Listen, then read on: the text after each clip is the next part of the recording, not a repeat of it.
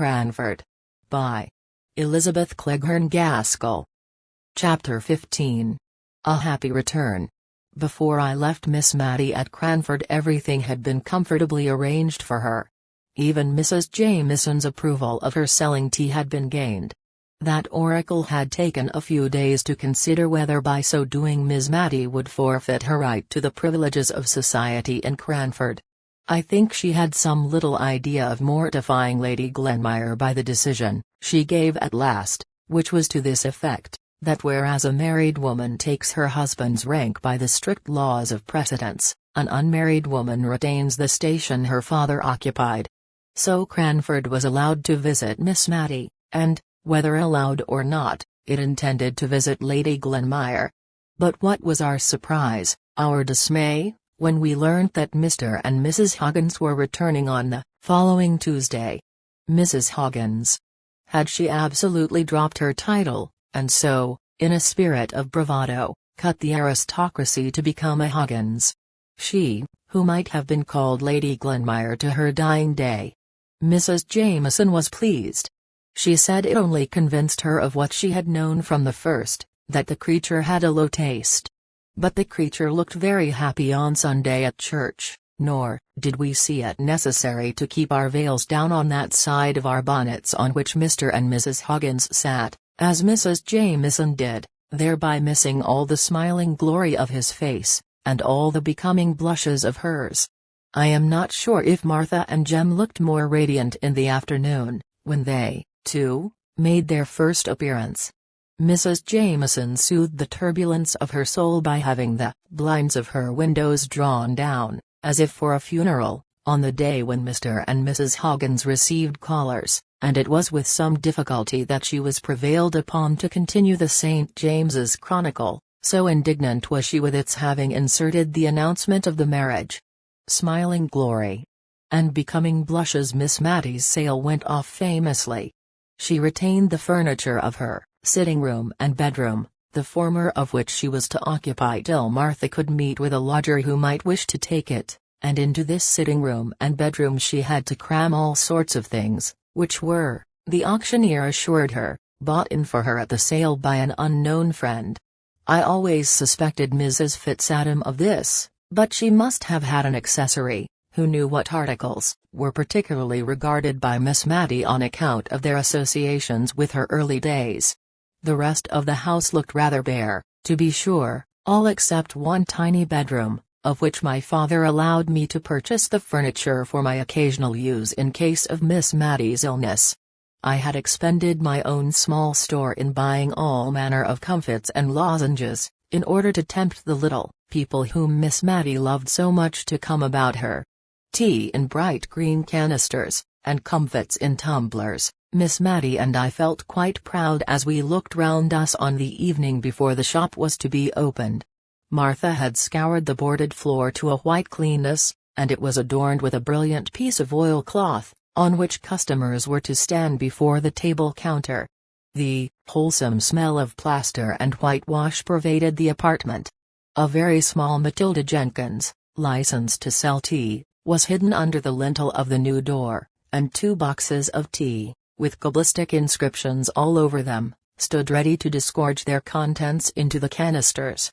Miss Matty, as I ought to have mentioned before, had had some scruples of conscience at selling tea when there was already Mr. Johnson in the town, who included it among his numerous commodities, and, before she could quite reconcile herself to the adoption of her new business, she had trotted down to his shop, unknown to me, to tell him of the project that was entertained, and to inquire if it was likely to injure his business.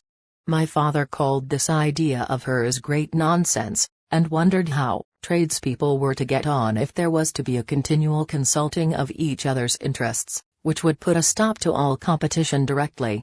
And, perhaps, it would not have done in Drumble, but in Cranford it answered very well, for not only did Mr. Johnson kindly put at rest all Miss Matty's scruples and fear of injuring his business, but I have reason to know he repeatedly sent customers to her, saying that the teas he kept were of a common kind, but that Miss Jenkins had all the choice sorts. and expensive tea is a very favorite luxury with well-to-do tradespeople and rich farmers' wives, who turn up their noses at the Congo and Seshong prevalent at many tables of gentility, and will have nothing else than gunpowder and pekoe for themselves. But to return to Miss Matty. It was really very pleasant to see how her unselfishness and simple sense of justice called out the same good qualities in others. She never seemed to think anyone would impose upon her, because she should be so grieved to do it to them. I have heard her put a stop to the asseverations of the man who brought her coals by quietly saying, "I am sure you would be sorry to bring me wrong weight," and if the coals were short measure that time, I don't believe they ever were again. People would have felt as much ashamed of presuming on her good faith as they would have done on that of a child. But my father says such simplicity might be very well in Cranford, but would never do in the world. And I fancy the world must be very bad, for with all my father's suspicion of everyone with whom he has dealings, and in spite of all his many precautions, he lost upwards of £1,000 by roguery only last year. I just stayed long enough to establish Miss Matty in her new mode of life, and to pack up the library, which the rector had purchased. He had written a very kind letter to Miss Matty, saying how glad he should be to take a library, so well selected as he knew that the late Mr. Jenkins's must have been, at any valuation put upon them. And when she agreed to this, with a touch of sorrowful gladness that they would go back to the rectory and be arranged on the accustomed walls once more, he sent word that he feared that he had not room for them all, and perhaps Miss Matty would kindly allow him to leave some volumes on her shelves. But Miss Matty said that she had her Bible and Johnson's dictionary, and should not have much time for reading, she was afraid. Still, I retained a few books out of consideration for the rector's kindness. The money which he had paid, and that produced by the sale, was partly expended in the stock of tea, and part of it was invested against a rainy day, that is old age or illness.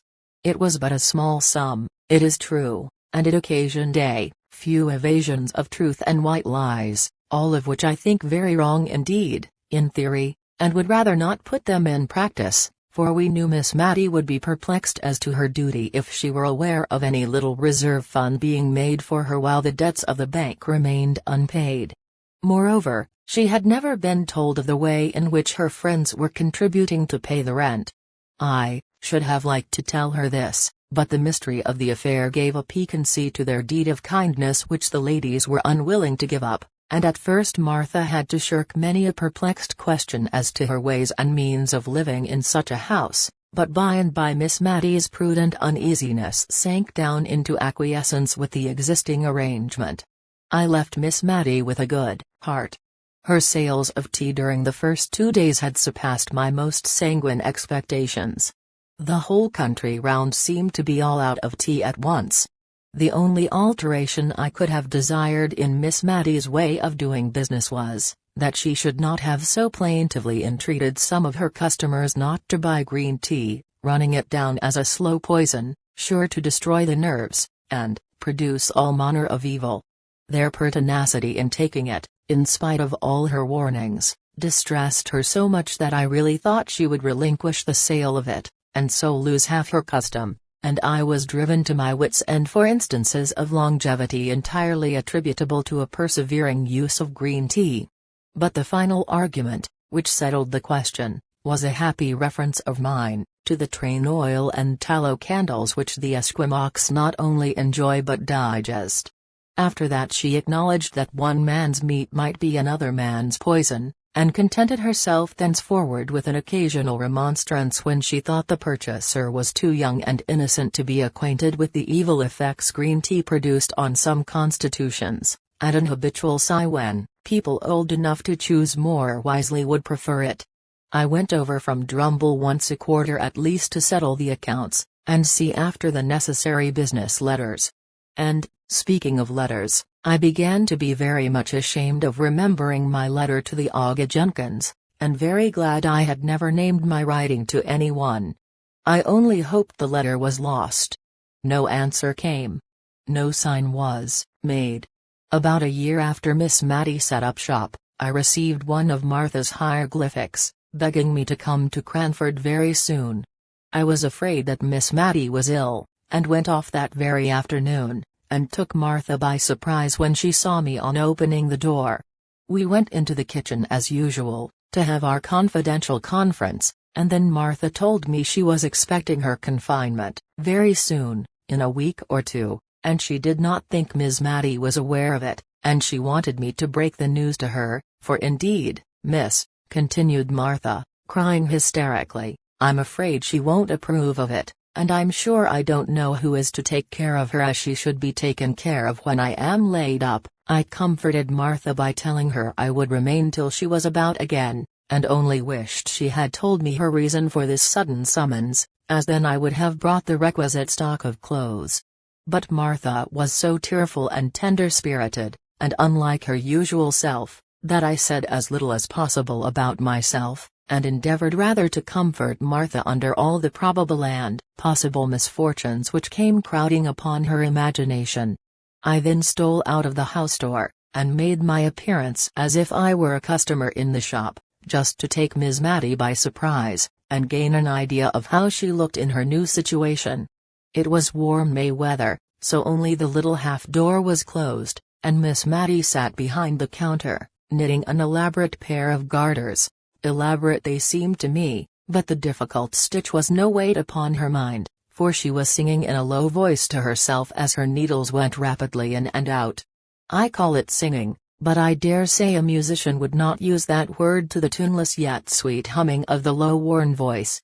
I found out from the words, far more than from the attempt at the tune, that it was the old hundredth she was crooning to herself, but the quiet continuous sound told of content, and gave me a pleasant feeling, as I stood in the street just outside the door, quite in harmony with that soft May morning. I went in. At first she did not catch who it was, and stood up as if to serve me, but in another minute watchful pussy had clutched her knitting, which was dropped in eager joy at seeing me. I found, after we had had a little conversation, that it was as Martha said, and that Miss Matty had no idea of the approaching household event. So I thought I would let things take their course, secure that when I went to her with the baby in my arms, I should obtain that forgiveness for Martha which she was needlessly frightening herself into believing that Miss Matty would withhold, under some notion that the new claimant would require attentions from its mother that it would be faithless treason to Miss Matty to render. But I was right. I think that must be an hereditary quality, for my father says he is scarcely ever wrong. One morning, within a week after I arrived, I went to call Miss Matty, with a little bundle of flannel in my arms. She was very much awestruck when I showed her what it was, and asked for her spectacles off the dressing-table, and looked at it curiously, with a sort of tender wonder at its small perfection of parts. She could not banish the thought of this surprise all day, but went about on tiptoe, and was very silent. But she stole up to see Martha and they both cried with joy, and she got into a complimentary speech to Jem, and did not know how to get out of it, again, and was only extricated from her dilemma by the sound of the shop bell, which was an equal relief to the shy, proud, honest Jem, who shook my hand so vigorously when I congratulated him, that I think I feel the pain of it yet. I went to call Miss Matty. I had a busy life while Martha was laid up. I attended on Miss Matty, and prepared her meals, I cast up her accounts, and examined into the state of her canisters and tumblers. I helped her, too, occasionally, in the shop, and it gave me no small amusement, and sometimes a little uneasiness, to watch her ways there. If a little child came in to ask for an ounce of almond comfits, and 4 of the large kind which Miss Matty sold weighed that much, she always added 1 more by way of make-weight, as she called it, although the scale was handsomely turned before, and when I remonstrated against this, her reply was, "The little things like it so much." There was no use in telling her that the 5th comfit weighed 1/4 of an ounce, and made every sale into a loss to her pocket. So I remembered the green tea, and winged my shaft with a feather out of her own plumage. I told her how unwholesome almond comfits were, and how ill excess in them might make the little children. This argument produced some effect, for, henceforward, instead of the fifth comfort, she always told them to hold out their tiny palms, into which she shook either peppermint or ginger lozenges, as a preventive to the dangers that might arise from the previous sale. Altogether the lozenge trade, conducted on these principles, did not promise to be remunerative, but I was happy to find she had made more than £20 during the last year by her sales of tea, and, moreover, that now she was accustomed to it, she did not dislike the employment, which brought her into kindly intercourse with many of the people round about. If she gave them good weight, they, in their turn, brought many a little country present to the old rector's daughter, a cream cheese, a few new-laid eggs, a little fresh ripe fruit, a bunch of flowers. The counter was quite loaded with these offerings sometimes, as she told me. As for Cranford in general, it was going on much as usual. The Jamieson and Hoggins feud still raged, if a feud it could be called, when only one side cared much about it. Mr. and Mrs. Hoggins were very happy together, and, like most very happy people, quite ready to be friendly. Indeed, Mrs. Hoggins was really desirous to be restored to Mrs. Jamieson's good graces, because of the former intimacy. But Mrs. Jamieson considered their very happiness an insult to the Glenmire family, to which she had still the honor to belong, and she doggedly refused and rejected every advance. Mr. Mulliner, like a faithful clansman, espoused his mistress' side with ardor. If he saw either Mr. or Mrs. Hoggins, he would cross the street, and appear absorbed in the contemplation of life in general, and his own path in particular, until he had passed them by. Miss Pole used to amuse herself with wondering what in the world Mrs. Jamieson would do, if either she, or Mr. Mulliner, or any other member of her household was taken ill. She could hardly have the face to call in Mr. Hoggins after the way she had behaved to them. Miss Pole grew quite impatient for some indisposition or accident to befall Mrs. Jamieson or her dependents, in order that Cranford might see how she would act under the perplexing circumstances. Martha was beginning to go about again, and I had already fixed a limit, not very far distant, to my visit, when one afternoon, as I was sitting in the shop parlour with Miss Matty, I remember the weather was colder now than it had been in May, 3 weeks before, and we had a fire and kept the door fully closed. We saw a gentleman go slowly past the window, and then stand opposite to the door, as if looking out for the name which we had so carefully hidden. He took out a double eyeglass and peered about for some time before he could discover it. Then he came in. And, all on a sudden, it flashed across me that it was the Aga himself. For his clothes had an out-of-the-way foreign cut about them, and his face was deep brown, as if tanned and retanned by the sun. His complexion contrasted oddly with his plentiful snow-white hair, his eyes were dark and piercing, and he had an odd way of contracting them and puckering up his cheeks into innumerable wrinkles when he looked earnestly at objects. He did so to Miss Matty when he first came in. His glance had first caught and lingered a little upon me, but then turned, with the peculiar searching look I have described, to Miss Matty. She was a little fluttered and nervous, but no more so than she always was when any man came into her shop. She thought that he would probably have a note, or a sovereign at least, for which she would have to give change, which was an operation she very much disliked to perform.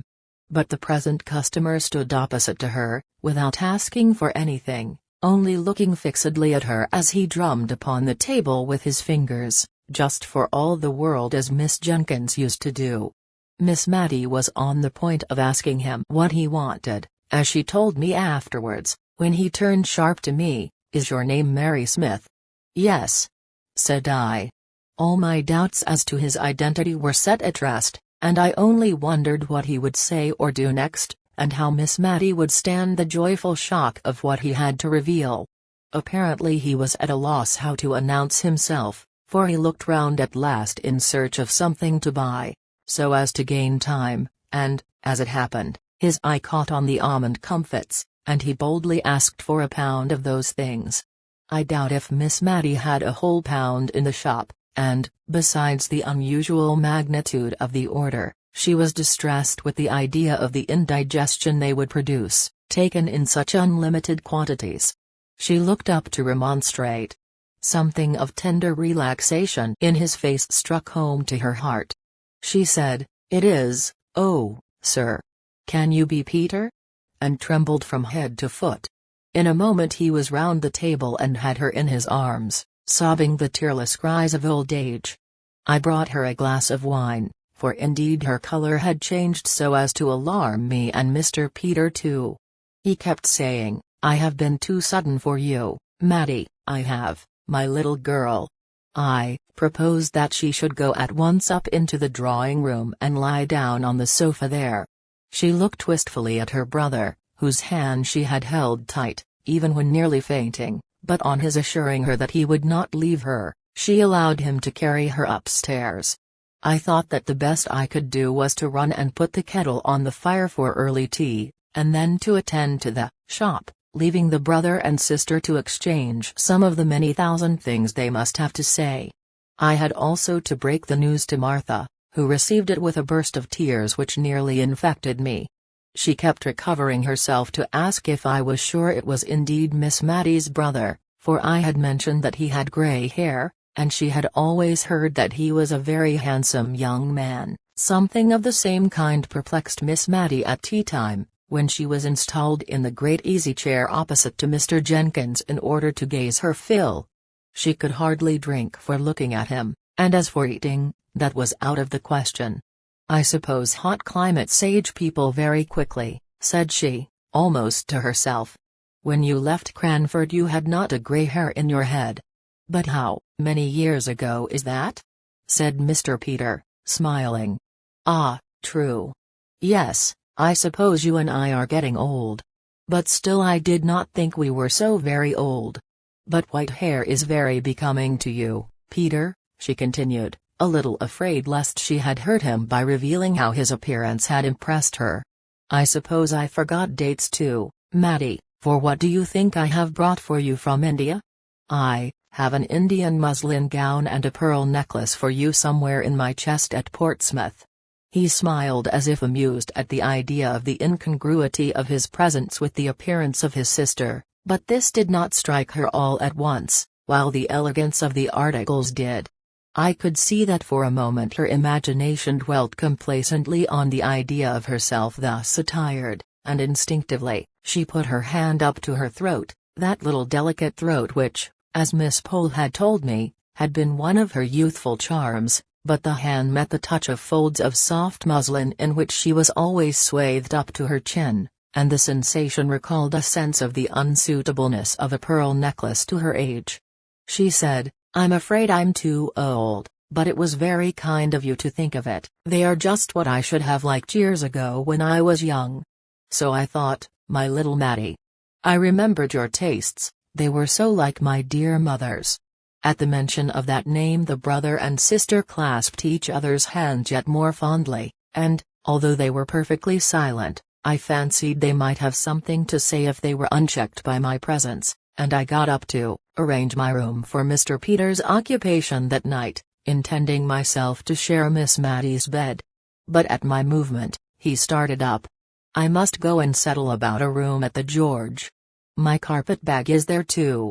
"No," said Miss Matty, in great distress, "you must not go, please, dear Peter, pray, Mary, oh! You must not go." She was so much agitated that we both promised everything she wished. Peter sat down again and gave her his hand, which for better security she held in both of hers, and I left the room to accomplish my arrangements. Long into the night, far into the morning, did Miss Matty and I talk. She had much to tell me of her brother's life and adventures, which he had communicated to her as they had sat alone.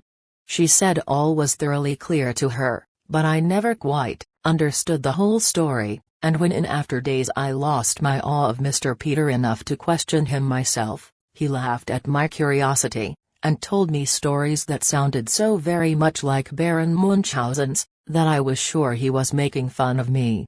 What I heard from Miss Matty was that he had been a volunteer at the siege of Rangoon, had been taken prisoner by the Burmese, and somehow obtained favor and eventual freedom from knowing how to bleed the chief of the small tribe in some case of dangerous illness, that on his release from years of captivity he had had his letters returned from England with the ominous word dead marked upon them, and, believing himself to be the last of his race, he had settled down as an indigo planter, and had proposed to spend the remainder of his life in the country to whose inhabitants and modes of life he had become habituated, when my letter had reached him, and, with the odd vehemence which characterized him in age as it had done in youth, he had sold his land and all his possessions to the first purchaser, and come home to the poor old sister, who was more glad and rich than any princess when she looked at him. She talked me to sleep at last, and then I was awakened by a slight sound at the door, for which she begged my pardon as she crept penitently into bed. But it seems that when I could no longer confirm her belief that the long-lost was really here, under the same roof, she had begun to fear lest it was only a waking dream of hers, that there never had been a Peter sitting by her all that blessed evening, but that the real Peter lay dead far away beneath some wild sea wave, or under some strange eastern tree. And so strong had this nervous feeling of hers become, that she was faint to get up and go and convince herself that he was really there by listening through the door to his even, regular breathing. I don't like to call it snoring, but I heard it myself through two closed doors, and by it soothed Miss Matty to sleep. I don't believe Mr. Peter came home from India as rich as a nabob, he even considered himself poor, but neither he nor Miss Matty cared much about that. At any rate, he had enough to live upon very genteelly at Cranford, he and Miss Matty together. And a day or two after his arrival, the shop was closed, while troops of little urchins gleefully awaited the shower of comfits and lozenges that came from time to time down upon their faces as they stood up gazing at Miss Matty's drawing-room windows. Occasionally Miss Matty would say to them, half hidden behind the curtains, "My dear children, don't make yourselves ill." But a strong arm pulled her back, and a more rattling shower than ever succeeded. A part of the tea was sent in presents to the Cranford ladies, and some of it was distributed among the old people who remembered Mr. Peter in the days of his frolicsome youth. The Indian muslin gown was reserved for darling Flora Gordon, Miss Jessie Brown's daughter. The Gordons had been on the continent for the last few years, but were now expected to return very soon, and Miss Matty, in her sisterly pride, anticipated great delight in the joy of showing them Mr. Peter. The pearl necklace disappeared, and about that time many handsome and useful presents made their appearance in the households of Miss Pole and Mrs. Forrester, and some rare and delicate Indian ornaments graced the drawing-rooms of Mrs. Jameson and Mrs. Fitzadam. I myself was not forgotten. Among other things, I had the handsomest bound and best edition of Dr. Johnson's works that could be procured, and, dear Miss Matty, with tears in her eyes, begged me to consider it as a present from her sister as well as herself. In short, no one was forgotten, and, what was more, every one, however insignificant, who had shown kindness to Miss Matty at any